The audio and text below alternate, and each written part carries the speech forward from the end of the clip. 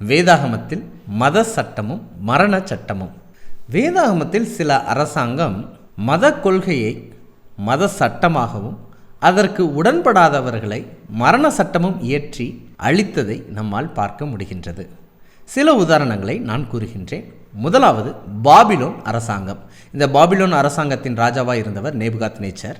இந்த நேபுகாத்நேச்சர் மதத்தின் கொள்கையை மதத்தின் வழிபாடை அரசாங்க சட்டமாக மதத்தின் கட்டாய சட்டமாக அமல்படுத்துவதை பார்க்க முடிகின்றது. அது என்னவென்றால், ஒரு பெரிய பொன்னினால் செய்யப்பட்ட சிலையை உருவாக்கி எல்லோரும் கட்டாயமாக வணங்க வேண்டும் என்ற ஒரு கட்டாய மத சட்டத்தை அமல்படுத்துவதை பார்க்க முடிகின்றது. இந்த மத சட்டத்தில் எங்களுக்கு உடன்பாடு இல்லை, கருத்து வேறுபாடு இருக்கிறது என்று தனித்தன்மையோடு நின்ற தானியேலின் நண்பர்களை எரிகிற சூளையில் போடுவதை பார்க்க முடிகின்றது. இதிலிருந்து ஒரு அரசாங்கம் மத சுதந்திரம் கொடுக்காமல் மத சட்டத்தை அமல்படுத்தியதையும் மரண சட்டத்தை அமல்படுத்தியதையும் பார்க்கலாம். இரண்டாவது மேதிய பெர்ஷிய அரசாங்கம். இந்த மேதிய பெர்ஷிய அரசாங்கத்தின் பிரதிநிதியாக தரியு ராஜா இருந்தார்.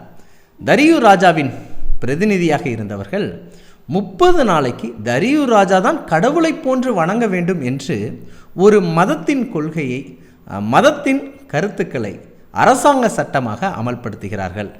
இதற்கு தானியேலுக்கு உடன்பாடு இல்லை, கருத்து வேறுபாடு இருக்கிறது.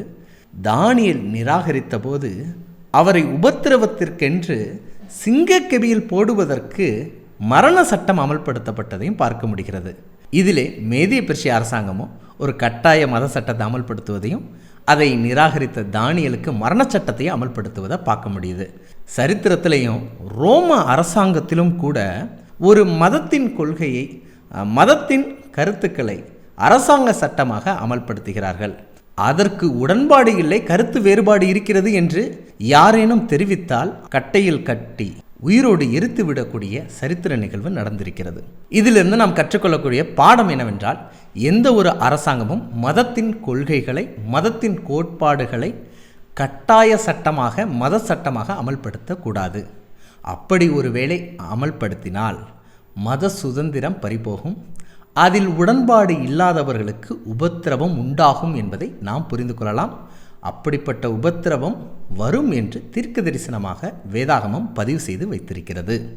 இதில் நம்பிக்கைக்குரிய செய்தி என்னவென்றால், உபத்திரவத்தின் மத்தியில் தானியேலை காப்பாற்றின தேவன், அக்கினியின் மத்தியில் தானியேலின் நண்பர்களை காப்பாற்றின தேவன் நம்மையும் காப்பாற்றுவார் என்பதை நாம் புரிந்து கொள்ளலாம். இப்படிப்பட்ட வேதாகம ஆச்சரியங்களை தெரிந்து கொள்ள எங்களுடைய சேனலை சப்ஸ்கிரைப் பண்ணுங்கள்.